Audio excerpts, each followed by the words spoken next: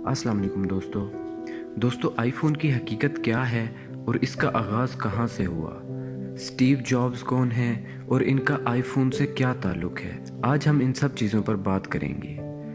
तो दोस्तों आप लोगों से गुजारिश है कि अगर अभी तक आपने हमारे चैनल को सब्सक्राइब नहीं किया तो हमारे चैनल को सब्सक्राइब कर लें ताकि इस तरह की वीडियोस आपको मिलती रहें।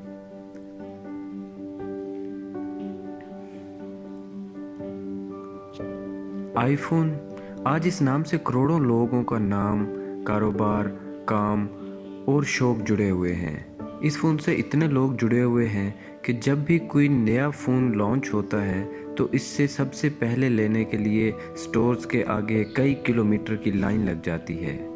कुछ लोग इसको अपने काम के लिए रखते हैं और कुछ लोग इसे शौक के लिए। पर एक चीज़ जो इन सब में कॉमन रहती है वो है इसकी रिलायबिलिटी। वो रिलायबिलिटी जिसकी बुनियाद स्टीव जॉब्स ने रखी थी। आज हम जितनी भी एप्पल प्रोडक्ट्स में बेहतरीन इंजीनियरिंग और उम्दा डिज़ाइन पाते हैं, उनके पीछे जो सबसे बड़ा नाम है वो स्टीव जॉब्स का है। जैसे कि आईफोन, आईपैड, मैकबुक और आई मैक के बारे में तो आप सब लोग जानते ही हैं, पर उनको बनाने वाले स्टीव जॉब्स की कहानी कितनी मुश्किल है ये बात बहुत कम लोग जानते हैं। दोस्तों इसीलिए आज की इस वीडियो में मैं आपको एप्पल के फाउंडर्स मिस्टर स्टीव जॉब्स की पूरी कहानी बताऊंगा।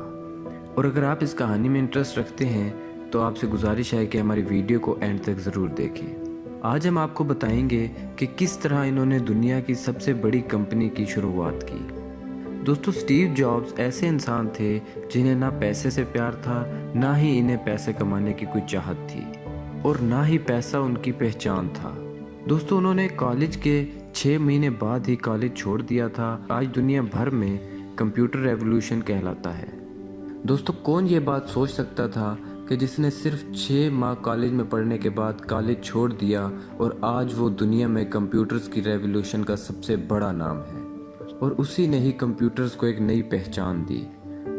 स्टीव जॉब्स का पूरा नाम स्टीव पॉल जॉब्स था, जिनकी पैदाइश 24 फरवरी 1955 को कैलिफोर्निया के एक शहर फ्रांसिस्को में हुई। स्टीव की मां एक गैर शादीशुदा खातून थी, इसलिए पैदाइश के बाद स्टीव को गोद देने का फैसला किया।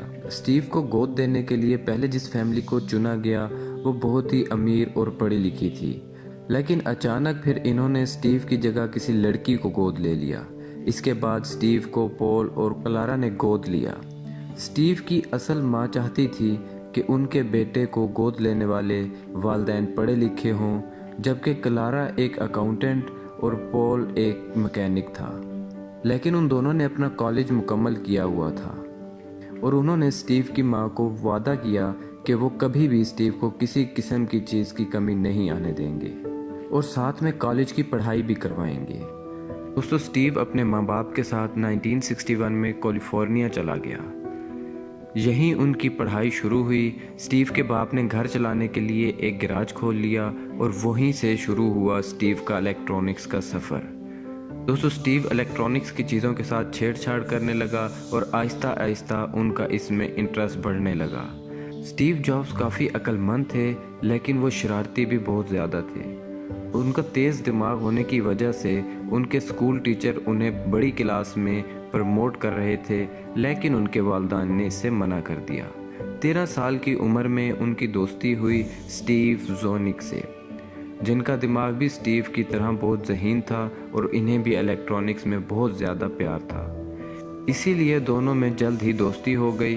दोस्तों हाई स्कूल की पढ़ाई के बाद स्टीव रेड कॉलेज में दाखिल हुए, जिसकी फ़ीस बहुत ज़्यादा थी और स्टीव के वालिदैन बहुत मुश्किल से खर्चा चला रहे थे। जल्द ही स्टीव को इस बात का एहसास हो गया कि पढ़ाई में उनका दिल नहीं लग रहा और साथ ही कॉलेज की फ़ीस बहुत ज़्यादा है जो उनके वालिदैन बहुत ही मुश्किल से अदा कर रहे हैं। इस वजह से इन्होंने कॉलेज को ज़्यादा अहमियत नहीं दी और 6 महीने के बाद ही कॉलेज छोड़ दिया। कॉलेज छोड़ने के बाद ही स्टीव ने कैलीग्राफी की क्लास अटेंड कर ली और आज यही वजह है कि हम अपने कंप्यूटर्स पे इतने ज़्यादा फ़ॉन्ट स्टाइल्स इस्तेमाल करते हैं। दोस्तों इस वक्त स्टीव के पास ज़्यादा पैसे भी नहीं हुआ करते थे, जिसकी वजह से वो अपने दोस्त के कमरे में फर्श पर सोते थे। इन्होंने इसके बाद कोका कोला की बोतलें बेचना शुरू कर दी, जिन बोतलों को बेचकर वो अपना पेट पालते थे। स्टीव जॉब्स और उनका दोस्त एक बार फिर अच्छे दोस्त बन गए। जहां दोनों का इंटरेस्ट इलेक्ट्रॉनिक्स में था, वहीं दोनों ने एक कंप्यूटर बनाने का फैसला किया। दोनों ने मिलकर स्टीव जॉब्स के गैराज में एक कंप्यूटर बनाया जिसको इन्होंने नाम दिया एप्पल, जिसको बनाने के लिए दोनों ने कुछ सामान बेचकर पैसे इकट्ठे किए और अपने जुनून को हकीकत में बदल दिया था। एप्पल कंप्यूटर को छोटा, सस्ता और ज़्यादा फंक्शनल बनाया गया। उनकी टेक्नोलॉजी को बहुत ज़्यादा पसंद किया गया और इससे दोनों ने कई लाख डॉलर कमाए। 10 सालों में एप्पल एक जानी मानी कंपनी बन गया।